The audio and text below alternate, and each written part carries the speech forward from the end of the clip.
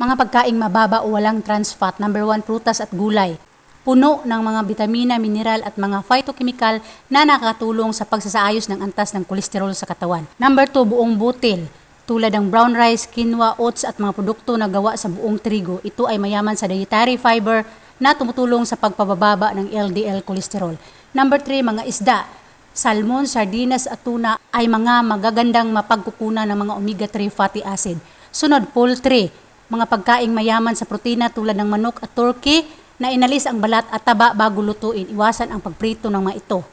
Sunod, mani at butong gulay tulad ng almond, walnut at flaxseed ay naglalaman ng mga malusog na taba na gaya ng mga omega-3 fatty acid. Sunod, olive oil.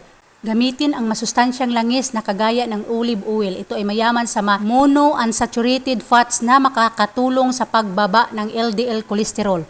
Sunod, legumes. Munggo, lentil at garbanzo ay mayaman sa dietary fiber at protina. Ang pagkain ng mga ito ay makatulong sa pagbaba ng LDL cholesterol.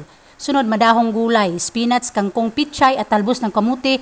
Ang mga madahong gulay naglalaman ng mga sustansyang kagaya ng lutein na tumutulong sa pagbaba ng LDL cholesterol. Ang mga pagkain ito ay makapagbibigay daan sa atin upang tayo mapanatiling malusog at makaiwas sa mga sakit na kaugnay ng pagkakaroon ng labis na trans fat sa ating mga katawan. Thanks for watching.